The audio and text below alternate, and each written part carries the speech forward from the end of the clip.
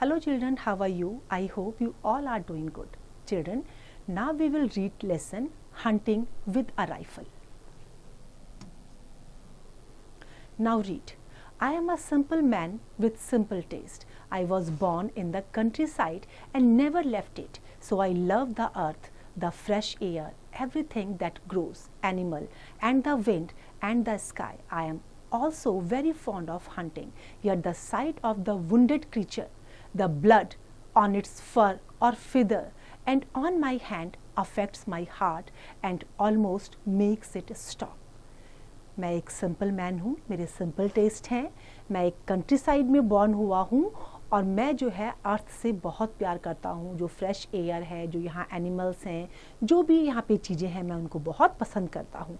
मैं हंटिंग का भी शौकीन हूँ, लेकिन फिर भी वुंडेड क्रीचर, उनका ब्लड, और कभी अगर ब्लड मेरे उसमें लग जाता है तो मैं बहुत ज़्यादा डीपली हर्ट हो जाता हूँ. मुझे ये अच्छा नहीं लगता है, ये मेरे हार्ट को अफेक्ट करता है. That year the cold weather got in suddenly towards the end of autumn, and I was invited by one of my cousins, Carl D. Ranville, to go with him and shoot ducks on the marshes. We were to set out one day to daybreak and were expected to get back at sunset. अब एक बार क्या हुआ कि उसके cousin ने उसको hunting के लिए इनवाइट किया. उसको कहाँ जाना था? मार्शेस पे जाकर के डक्स को शूट करना था. डे ब्रेक में वो जाते और इवनिंग तक जो है उन्होंने उम्मीद की थी कि वापस वो आ जाएंगे.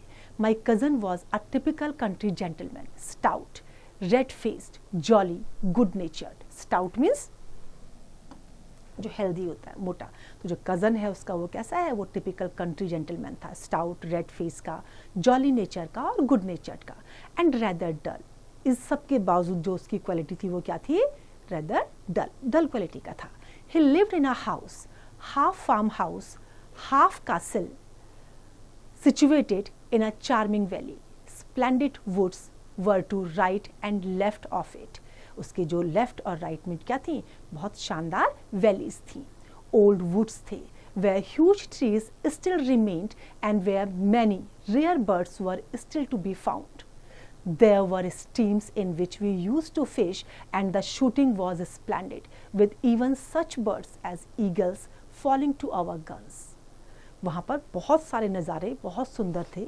बर्ड्स थी, ईगल्स थी, फिश थी. शूटिंग के लिए वहाँ पे बहुत कुछ था. The marshes were very beautiful, lying there amidst deep silence, with the wind playing among the rushes and the will of the wisp dancing about at night. Narrow passages had been cut in the marshes, through which flat-bottomed boats steered by poles passed along silently over clear water, making the quick fish dart for cover, and the wild fowls with their pointed black heads dive suddenly. जो marches थे वो बहुत सुंदर थे, बहुत beautiful थे, और वहाँ साइलेंस थी. वहाँ पे साइलेंस के साथ साथ वहाँ हवा के बहने की आवाज़ और जो विस्प की डांसिंग की आवाज़ें रात में सुनाई देती थी. वहाँ से जो है नैरो पैसेजेस बनाए गए थे और उन नैरो पैसेजेस से जो है फ्लैट बॉटम बोट्स वहाँ पर क्लियर वाटर के ऊपर जो है वो बहती थी. साथ में वहाँ पर जो क्विक फिश, जो फिश थी वो बहुत क्विकली डार्ट करती थी उसको कवर अप करने के लिए, और ब्लैक हेड्स जो है वहाँ पे सडनली डाइव करते थे. जो फाउल थे ब्लैक हेड के, वो सडनली वहाँ पर डाइव करते थे. आई arrived at my cousins house in the evening. It was freezing cold and we had an early dinner in the large room whose walls and ceiling were covered with stuffed birds, herons, owls, nightjars, vultures and falcons and every kind of hunting weapons. जब वो अपने cousin के घर पे गया evening में तो वहाँ पे मौसम बहुत ठंडा था, बहुत फ्रीजिंग कोल्ड था वहाँ पे, और वहाँ पर उसको जो है सीलिंग में बर्ड्स, हेरॉन्स, आउल्स, नाइटजार, ये सब एनिमल्स वहाँ पर दिखाई दे रहे थे. We were to be up at 3:30 in the morning in order to be at the spot where we could wait for the birds. अब हमें 3:30 बजे सुबह जो है उठना था और उस जगह पे जाना था जहां हम बर्ड्स को देख सकते थे और वहां पर उनका शिकार कर सकते थे. On that spot a hut had been built to shelter us somewhat from the piercing wind which comes before daybreak. अब daybreak से पहले जो वहाँ पर चुभने वाली जो हवा आती थी उससे बचने के लिए वहाँ पर एक हट बनाई हुई थी. My cousin said, I think there will be very sharp frost. We had better run in early tonight as we shall have a hard day tomorrow. अब उसने क्या कहा कि हो सकता है वहाँ पे जो है क्या हो, बहुत ज़्यादा फ्रॉस्ट हो, तो हमारे लिए अच्छा होगा कि हम जो है आज की रात जल्दी वापस वहाँ से हो जाए क्योंकि कल बहुत रिस्की हमारे लिए होगा. At 3 o'clock he woke me. Dressing quickly, I went downstairs and was given hot coffee and sandwiches. Then we had some hot soup, put on our fur coats and accompanied by the keeper and 2 dogs, Plunger and Pierrot. We set out. 2 dogs, Plunger और पिरॉट को लेकर के उन्होंने अपनी यात्रा शुरू कर दी. अपना फर कोट ले लिया, गन ले लिया, कॉफ़ी और सैंडविचेस भी साथ में ले लिए.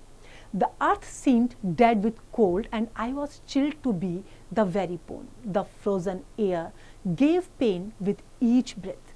The birds were all silent and shivering. Shivering means shivering का मतलब होता है कांपना, ठंड की वजह से कांप रही थी.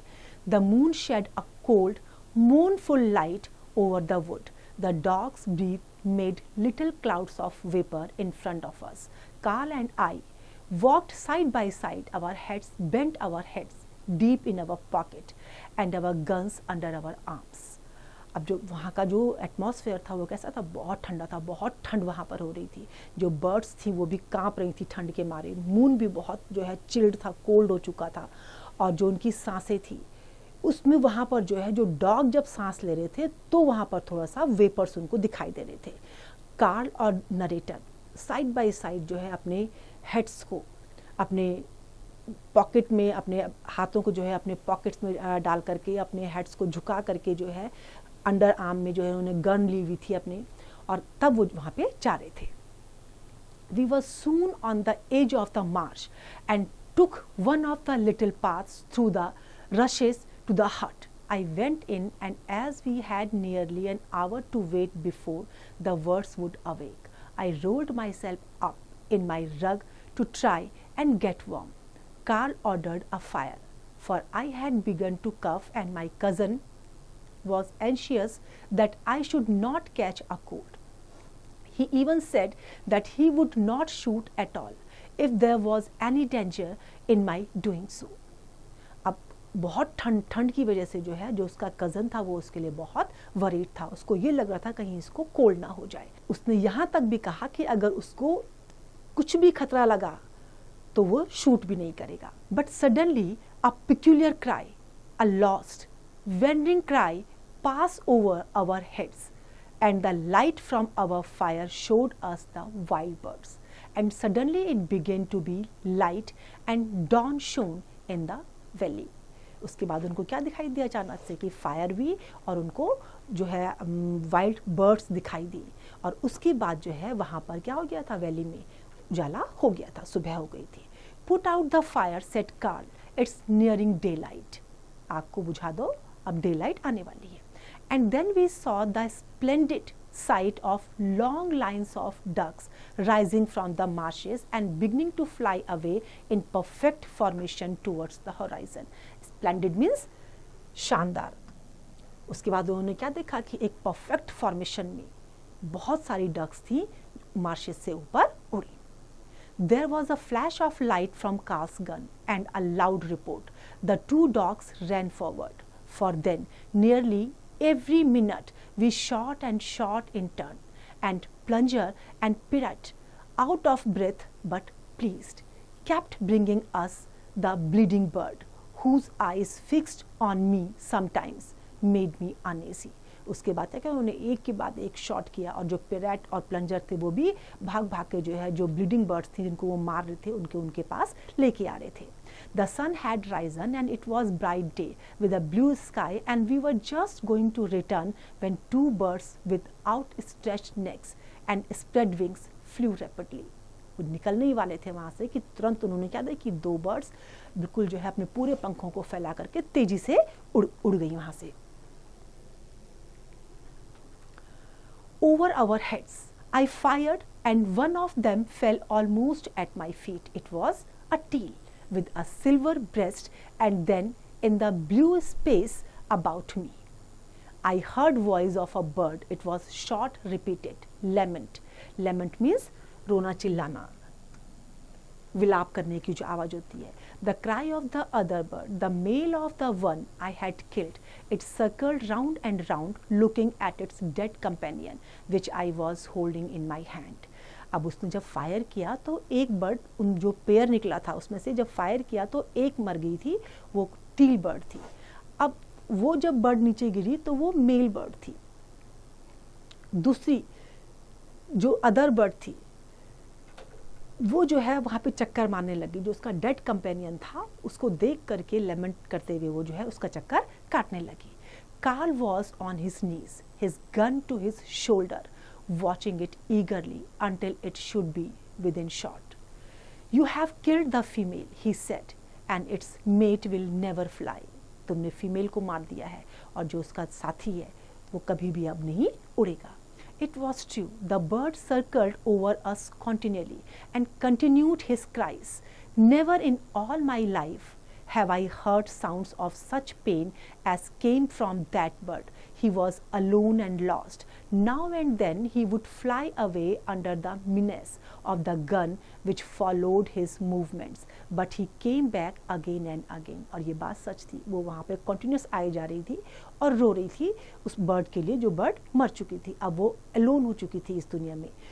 I felt the sting of tears starting in my eyes. अब अपनी आंखों में भी उसको आंसू नजर आए थे. Leave the dead bird on the ground, said Carl. Let him come to me. अब उसने कहा कि जो डेड बर्ड है उसको ग्राउंड में छोड़ दो, उसको आने दो उसके पास. And at last he did come near us, careless of danger, seeking his mate in any agony of love. Carl fired and I heard the splash its body made in the water. अब वो जब उसके पास उसने वहाँ पे छोड़ा उसको तो बिना किसी खतरे का एहसास किए हुए, उसको डर भी नहीं लग रहा था, वो उसके पास आई. और कार्ल ने जब फायर किया तो उसने क्लियर उसकी बॉडी का जो स्प्लैश था उस पानी में उसको महसूस किया. Perrette sprang forward and in a few minutes brought it to me. Carl held the game bag open. I shook my head. What on earth are you doing? I didn't answer. I couldn't stop what I was doing. When I had finished making a large hole in the ground with my gun, I said to Carl, please take the dogs and go. अब जब वो bag खोल रहा था उसको डालने के लिए तो उसने बोला तुम क्या कर रहे हो ये. उसने उसको बोला कि प्लीज़ अपने डॉग को लेकर के तुम यहाँ से चले जाओ.